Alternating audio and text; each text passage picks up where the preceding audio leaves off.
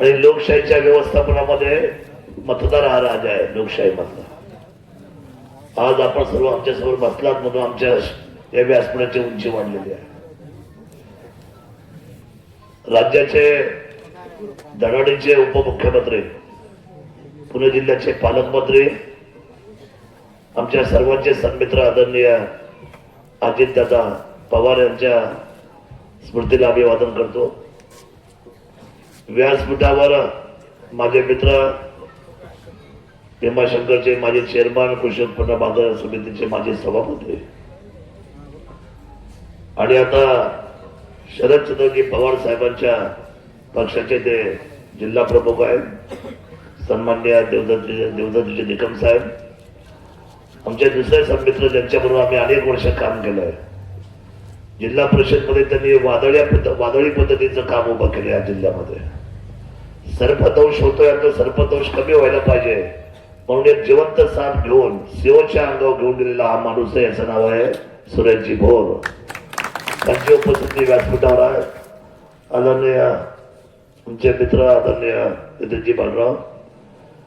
व्यासपीठावर आपले तिन्ही उमेदवार, ज्याच्यामध्ये जिल्हा परिषदच्या उमेदवार आहे आपल्या आदरणीय प्रीतीताई, दुसऱ्या प्रियंकाताई, तिसऱ्या राजश्रीताई, नगराध्यक्ष आपल्या आमच्या भगिनी रेखाताई गांजळे, उपस्थित सर्व सन्मान्य व्यासपीठ आपण सर्व माता भगिनी, आदरणीय किसनराव आणि उपस्थित सर्व सन्मान्य. मला माफ करा, आज मी सर्वांची, मला वेळ कमी आहे, 2020 आहे, त्यामुळे आपण सर्व सन्माननीय चाडोलीकर, आंबेगाव तालुक्याचे सर्व सन्माननीय सर्व शेतकरी बंधू भगिनी, पत्रकार बंधू, आदरणीय प्रवीणजी थोरात आणि उपस्थित सर्व सन्माननीय बंधू आणि भगिनींना. खरं तर मला ही निवडणूक अतिशय उंचीची काय वाटते त्याचं कारण एका शब्दामध्ये सांगतो. या आतापर्यंत जिल्हा परिषदेचा जे काही सत्ता आहे ती सत्ता आज स्वर्गीय अजितदादांनी पाहिली. पण त्या सत्तेमध्ये एक गोष्ट मात्र झाली की या पुणे जिल्ह्याला दक्षिण आणि उत्तर असे दोन प्रभाग आहेत. आपण उत्तरेच्या बाजूने आहोत आणि बारामती, इंदापूर हा सगळा जो विभाग आहे तो दक्षिणेच्या बाजूला आहे. आणि या सत्तेमध्ये तुमच्या आंबेगाव तालुक्याला कधी सभापती पद आलं का? जिल्हा परिषद अध्यक्ष पद आलं? कुणाला आलं? किती वर्ष? 2007 आलं होतं. आजपर्यंत इतिहास असं आमच्याकडे पण एकदा झालं होतं देवराम लांडेच्या निमित्ताने. ट्रायबल असल्यामुळे कदाचित हे ट्रायबल आपल्याकडे नसतं तर ते सुद्धा पण तिकडेच गेलं असतं. आमची भूमिका एवढीच आहे, मी तिथे काम करतो. मी 20 वर्ष महाराष्ट्र विधिमंडळाचं काम जवळून पाहतोय. आतापर्यंत दक्षिणेच्या भागामध्ये आपण सगळे बेबीच्या ठिकाणापासून मतदान करतो आणि मतदान केल्यानंतर आपण ही अपेक्षा करतो की आमचा विकास व्हायला पाहिजे. पण आलेल्या निधीमध्ये 65% निधी हा दक्षिण विभागाला जातो आणि 35% मध्ये शिरूर, खेड, आंबेगाव आणि जिल्हा हे 4 विभाग असतात. ही लढाई यावेळेची स्वाभिमानाची आहे. मला असं वाटतं की या वेळेला तुम्हाला जर खऱ्या अर्थाने जर विकासाच्या उंचीला हात लावायचा असेल तर 100% आपल्याला या वेळेला हा जो असलेला आज आपण जो आहे या ठिकाणी वेगळा पायंडा पाडलेला आहे. तर ते त्रिशूल आहे. त्रिशूल म्हणजे कसं, शरदचंद्रजी पवार साहेबांचा पक्ष, एका बाजूला शिवसेना एकनाथजी शिंदे साहेब, तिसऱ्या बाजूला उद्धव साहेबांची असलेली मशाल आणि हे त्रिशूल आहे. आणि तुमचं देवस्थान कुठलं आहे? आंबेगावचं भीमाशंकर. म्हणजे काय, या त्रिशूलाला मानवंदन द्यावे लागेल. हातात त्रिशूल घेऊन तुम्हाला या वेळेला आंबेगाव तालुक्याच्या जिल्हा परिषदच्या 5च्या 5 जागा जिंकाव्याच लागतील. हा निर्णय तुम्हाला आपल्या निमित्ताने करावा लागेल. खरं तर माझ्याकडे आम्ही क्लीन सूट देतो यावेळेला. तुम्ही माझ्या विश्वास ठेवा सरपंच साहेब, माझ्याकडे ज्यावेळेला जबाबदारी दिली पक्षाने, मी तसा अपक्ष निवडून आलो. कशावर? रिक्षावर. मला तिकीटच नव्हते. संघर्षाशिवाय माणूस मोठा होत नाही. जितना बडा संघर्ष होगा उतनी जीत शानदार होगी. संघर्ष लागतोच माणसाच्या आयुष्यामध्ये.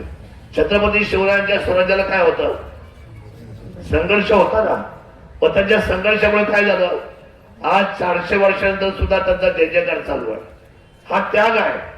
त्यागाशिवाय माणसं, त्यागाशिवाय समाज घडत नाही. आणि मी आपल्याला प्रामाणिकपणे सांगतो, माझ्याकडे ज्यावेळेस जबाबदारी दिली त्यावेळेला लोकांना विश्वास बसत नव्हता. ते म्हटले कुठे आहे एकनाथ शिंदे साहेबांची शिवसेना, कुठे आहे? आणि माझ्याकडे खेड, चाकण, मनसर, जुन्नर या 4 नगरपालिकेच्या माझ्याकडे जबाबदाऱ्या होत्या. आणि जनतेच्या विश्वासाला आम्ही पात्र गेलो. माझ्याकडे फार मोठा पैसा नाहीये, माझ्याकडे फार मोठ्या पद्धतीच्या त्या ठिकाणी लोकांना उभा करण्याची त्यावेळेला भूमिका जेव्हा आम्ही स्पष्ट केली तेव्हा एकच सांगितलं की तुम्हाला मी विकासाची उंची देईल आणि माझ्याबरोबर तुम्ही प्रामाणिकपणे काम करा. आपण 100% ह्या विजयामध्ये आपण पुढे जाऊ. आणि तसंच झालं. आज आपल्याला 4 क्लीन स्वीप भेटले आणि शिवसेनेचा भगवा या 4 नगरपालिकेवर गोलाने फडकला. त्याचं कारण म्हणजे समाजामध्ये विश्वास आणता लागते. आणि हा विचार करून मी आंबेगाव तालुक्यामध्ये देवदत्त निकम साहेबांशी भेटलो, त्यांना फोन केला. ते झालं, मी झालं, सन्माननीय सुरेश बोरभाऊ झालं, आम्ही सगळे एकत्र बसलो. म्हटलं आपण जर भांडत बसलो तर सर्वसामान्य माणसाला कधीच न्याय मिळणार नाही. आणि मला असं वाटतं की मागच्या वेळेला थोड्याशा हलक्याशा मताने प्रीतीताईंचा पराभव झालेला आहे. पण मला यावेळेला खात्री झालेली आहे, कारण माझा आजोळ जे आहे ते घोडेगावचा आहे. त्यामुळे घोडेगावचा त्या भागामधून मी ज्यावेळेला इकडून येत होतो, मला यावेळेला सर्वांनी सांगितलंय की यावेळेला दादा तुम्ही काही काळजी करू नका, यावेळेला आंबेगाव तालुक्यामध्ये 100% परिवर्तन होणार आहे. आणि तुम्ही उभे केलेल्या या सर्व जागा ज्या आहेत, तुम्ही सर्व एकत्र जे आलेत त्याच्यामध्ये जनता तुमच्या बरोबर आहे. आणि या वेळेला आंबेगाव तालुक्यामध्ये ज्या वेळेला 5 जागा येतील, माझ्याकडे 8 जागा येतील. आम्ही 8च्या 8 जागेचं नियोजन मी केलंय. किती जागेचं? 8च्या 8 जिल्हा परिषद. तुम्हाला कदाचित माझ्या विश्वास बसणार नाही, पण माझ्याकडे पण असंच आहे. जुन्नर मध्ये एकदा मी जे बोलतो ते आमच्या जनतेला खूप सहज वाटतं, खूप त्या ठिकाणी ते मनाव घेतात आणि त्या ठिकाणी ते विजयाच्या दिशेने वाटचाल करतात. 8 जागा त्या, 5 जागा ह्या, 5 जागा आम्ही खेळ जिंकतोय. म्हणजे किती झाल्या? 8 आणि 5 13, 13 आणि 5 18. 18 जागा ह्या भागातून आहे. अजून पुरंदर आहे, शिरूर आहे, त्या साईडला अजून तुम्हाला सांगतो भोर आहे, हवेली आहे, पुरंदर आहे. मी आपल्याला यावेळेला सांगतो, या वेळेला कोणत्याही परिस्थितीमध्ये जिल्हा परिषदचा अध्यक्ष हा घड्याळाचा कोणत्याही परिस्थितीमध्ये होणार नाही. ही काळ्या दांड्यावरची पांढरी रेघ आहे. तर लोकांना परिवर्तन द्यायचंय आणि परिवर्तनाच्या दिशेने आम्ही वाटचाल करायला लागलेलो आहे. त्यामुळे माझी विनंती आपल्या सर्वांना आहे, जिल्हा परिषद म्हणजे प्रत्येक असलेल्या ग्राम व्यवस्थेमधला एक त्या ठिकाणी आपल्या सर्वांचे काम करण्याची जबाबदारी घेणारा एक जबाबदार घटक आहे. तुमचे लाईट असेल, पाणी असेल, रस्ते असेल, संरक्षण भिंत असतील, स्मशानभूमी असतील, या सगळ्या छोट्या छोट्या गोष्टींचा विचार करणारा माणूस हा जागा पाहिजे.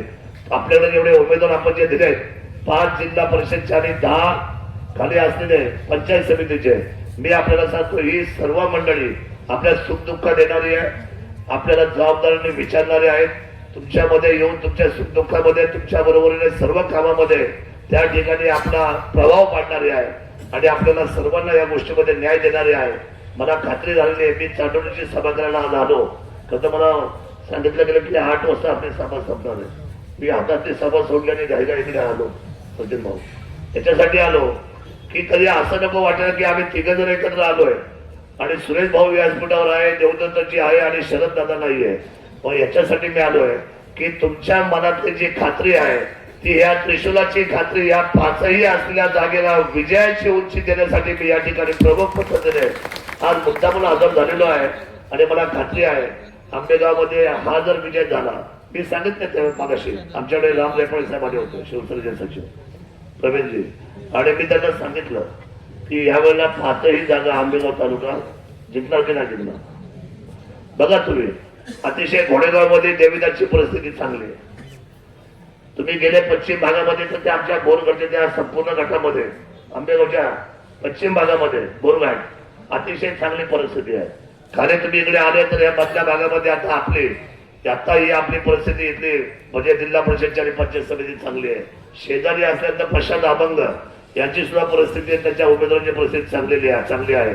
खाली गेले तर अरुण भाऊ आपले उभे आहेत. आता यावेळेला लोकांचा निर्धार झालेला आहे. बरं, आमचा स्वभाव असा आहे, आम्ही सगळे मित्र आहे. देवदत्तशी आमची मैत्री गेली 30 वर्षाची आहे. सुरेश भाऊशी माझी मैत्री 25-30 वर्षाची आहे. नितीन भार्गव आमचा यांची आणि आमची मैत्री, प्रवीण असेल, आमचा सचिन असेल, आमचा वैभव असेल, ही जी सगळी मंडळी आहे, आम्ही एकत्र काम करणारी मंडळी आहे. पण आता आमची भूमिका आपल्यासमोर आलेली आहे. एक मात्र करा, यावेळेला एकदा आंबेगावचं नाव संपूर्ण राज्यात जर पाठवायचं असेल तर मी आपल्याला सांगतो, तुमचं नाव खरोखर अंडरलाईन मध्ये जाईल.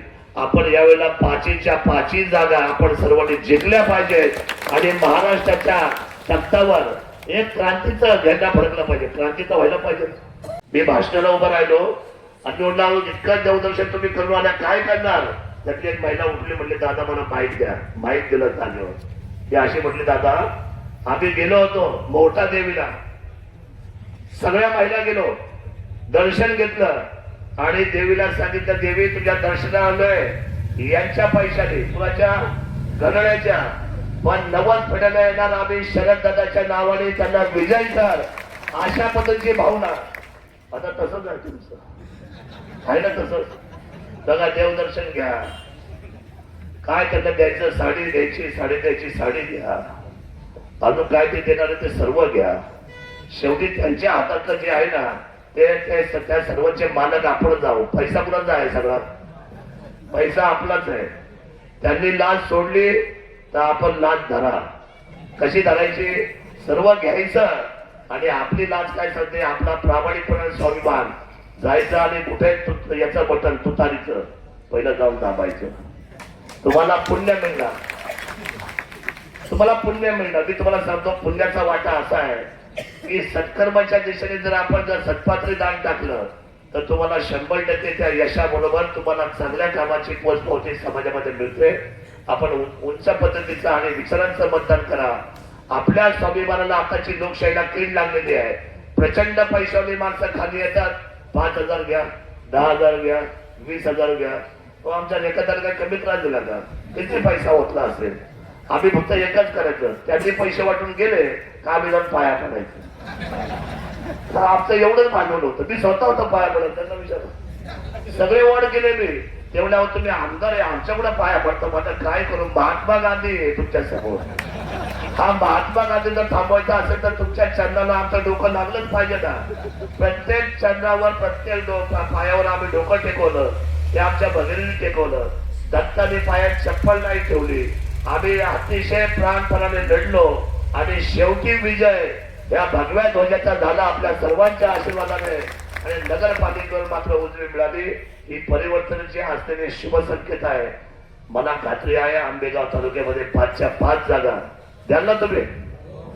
हात वर करून म्हणता की 5च्या 5 जागा आणि पंचायत समितीच्या 10 जागा.